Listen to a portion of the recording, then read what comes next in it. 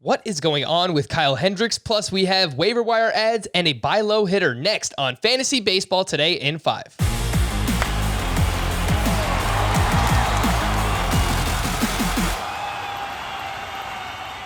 Welcome into FBT in 5. As always, make sure to follow and stream us on Spotify. Today is Thursday, April 29th. I am Frank Senzel, joined by Chris Towers.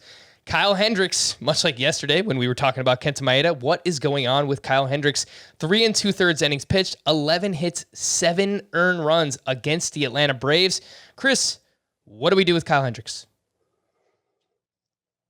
If you've got him on your team, don't trade him. If you don't have him on your team, try to trade for him.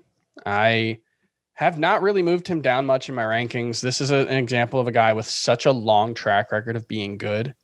I mean, we're talking, 1,000 innings at this point with a 3-ish ERA that I just don't think you can overreact to. I think it's 22 innings so far this season. And here's a good example of why. In 2018, he made 5 starts in the month of June. He had 15 walks and 24 1/3 innings, incredibly uncharacteristic of Kyle Hendricks, just like it is right now. 7.03 ERA, gave up a 280 batting average against. Was really bad. Rest of the season, July through the end of the season, he threw 107 pitches in 17 starts, 2.78 ERA, 15 walks in 17 starts. He had 15 walks in those 5 starts in June. I have to assume Kyle Hendricks will be fine because that's what his track record suggests. That's what he's earned that level of patience from me. So if I could trade for him right now and give up someone like John Means, who I think is good, I would do that in a heartbeat. I'm looking at the rundown now and I see you were going to ask me that. Aaron Cevalle, someone who, profiles fairly similarly to Kyle Hendricks, but doesn't have his track record or his skills in suppressing hard contact. I would trade him for Kyle Hendricks as well. Easily. Let's talk about a waiver wire starting pitcher. Alex Wood going up against the Rockies on Wednesday. 6 innings of 2-run ball with 9 strikeouts. He's only 51% rostered. Chris, is he a must-add right now? Yeah, I don't see any reason why he wouldn't be. It's hard to, maybe you're in like an 8-team league or maybe a 10-team points league and there isn't a lot of room for him. But even in that league, 10-team points, Alex Wood is RP eligible. Every league where he is RP eligible and that matters for your lineup, Alex Wood is a must add. And I would say even in most leagues where you just start pitchers, he's looked so good the last couple of starts. Strikeouts have been really good, but more importantly, he's limiting hard contact the way he was back in 2017 and 2018 when he was a very good pitcher. That's always been his claim to fame. It's always been what he's been good at. He hides the ball really well. It's hard for hitters to pick him up. And so, I can't guarantee this is going to continue, but I think there is probably no leagues or very few leagues where Alex Wood isn't better than someone on someone's bench. I've got Mitch Keller in a lot of leagues. I would love to have Alex Wood instead. Trust me.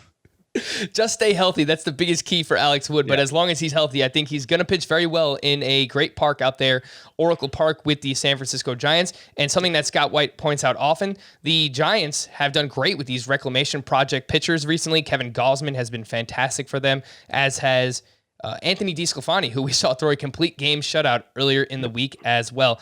Great place to pitch. A few waiver wire hitters who might be available. Chris, Jesus Aguilar hit his 5th home run of the season on Wednesday. Kolten Wong hit another home run. He's been on fire since returning from the IL. Austin Riley went 4 for 5 with his 3rd homer on Wednesday as well. If you just need a hitter, regardless of position, Aguilar, Kolten Wong, Austin Riley. Who's your favorite of that group? I think it's probably Aguilar right now. I think he's just a solid 800 to 850 OPS guy. He's going to hit 270 with a good amount of home runs. Actually leads Major League Baseball in RBI right now, which is incredible. Him and Nate Lowe are tied with Kyle Seager in 5th place. So that's a fun fact for you. I love Kolten Wong. I like Austin Riley quite a bit. I think there's a lot of value in all 3 of these guys. And Wong might be the most valuable rest of season, especially in a roto league, because he could be a 20 steal guy. And even in an OBP league, he's actually really good in OBP, 350 or better in 4 of the last 5 years. But Right now, if I had to pick one, it would be Jesus Aguilar. I like Aguilar quite a bit, but I think Kolten Wong is the guy for me. Really good OBP. Miller Park definitely helps with some left-handed power there. Yep. So I like all these names, but Kolten Wong, I think, is the name for me. Just want to wrap up with a buy low hitter that I think you could get right now for pretty cheap. Nick Senzel, he went 4 for 4 on Wednesday, picked up his second steal of the season. The overall numbers don't look good right now, but his expected stats, according to StatCast, a 287 expected batting average, a 479 expected slugging percentage with a 94th percentile sprint speed. I think better days are coming for Nick Senzel. For more extensive fantasy baseball coverage, listen to the Fantasy Baseball Today podcast on Spotify, Apple Podcasts, Stitcher, your smart speakers, or anywhere else podcasts are found. And thanks for listening to Fantasy Baseball Today in 5. If you enjoyed the pod, please leave a 5-star review on Apple. We'll be back again tomorrow. Bye-bye.